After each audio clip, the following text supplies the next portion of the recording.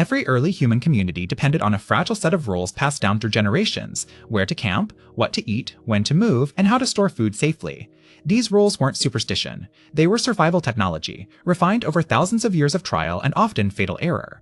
Archaeological evidence from sites across Europe and Africa shows that entire groups occasionally vanished or collapsed suddenly, and the causes weren't always predators or rival tribes. Sometimes the danger came from within the camp itself, born of a single overlooked mistake. Today we're going to look at one such scenario, reconstructed from archaeological clues, and use it to explore how early humans learned, often the hard way, the difference between a decision that seemed harmless and how to store food safely. Picture a small band of hunter-gatherers, perhaps 25 to 30 people, settled beside a river during a lean season.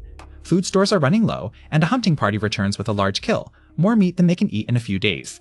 This is exactly the kind of moment archaeologists believe was most dangerous, not because of the hunt itself, but because of what happened next, how that meat was handled, stored, and shared. Without refrigeration, surplus meat left improperly cured or stored too close to living quarters could spoil rapidly, especially in warm months, attracting scavengers and breeding the kind of bacteria responsible for severe food poisoning.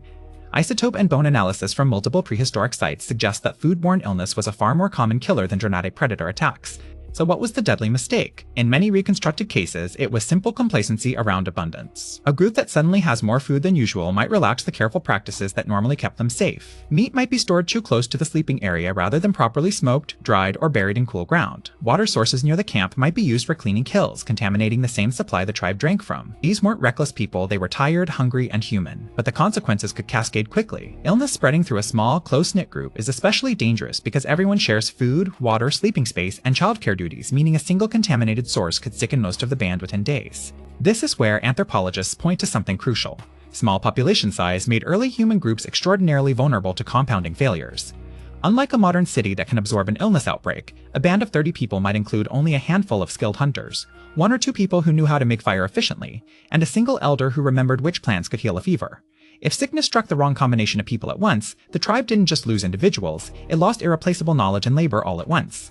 Some researchers believe this kind of cascading vulnerability, rather than dramatic external attacks, explains many of the sudden disappearances seen in the archaeological and genetic record of small Paleolithic populace at once. If sickness struck the wrong combination of people at once, the tribe didn't just lose individuals. So how did early humans learn to prevent this kind of self-inflicted disaster?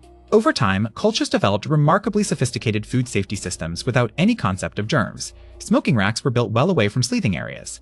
Certain elders or designated individuals became specialists in food preservation, a role passed down carefully because the knowledge was too valuable to lose.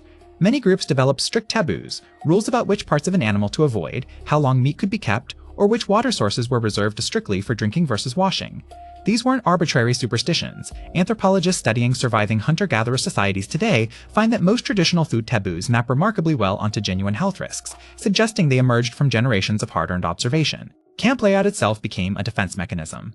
Excavated settlement sites showed deliberate separation between areas used for butchering and food preparation, general living space, and refuse disposal, sometimes hundreds of meters apart.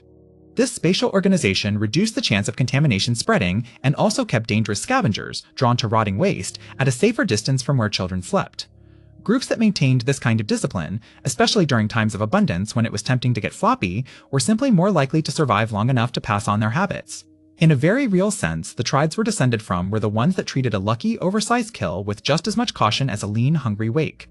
The broader lesson anthropologists draw from scenarios like this is that survival in the Paleolithic world wasn't only about strength, weapons, or courage against predators. It was about information management, knowing what to fear, remembering why, and enforcing that memory as a rule even when it felt inconvenient. A tribe's greatest asset wasn't its biggest spear or its bravest hunter, it was its collective memory of past mistakes. When that memory failed, whether through the death of an elder, a broken tradition, or simple bad luck, the consequences could ripple through the entire group. It's a humbling reminder that some of the deadliest threats our ancestors faced weren't lurking in the tall grass, but hiding in ordinary daily choices made just a little too carelessly. So why did ancient humans paint on cave walls? Probably not for just one reason. It was ritual and record-keeping, memory and magic, identity and imagination, all overlapping in dim, flickering torchlight. What's certain is that these artists weren't simply killing time. They were early humans grappling with the same impulses we still have today, to understand the world, to prepare for danger, to teach the next generation, and to leave some mark proving they existed. Tens of thousands of years later, their handprints remain pressed into stone, a quiet, permanent message reaching across an almost unimaginable stretch of time.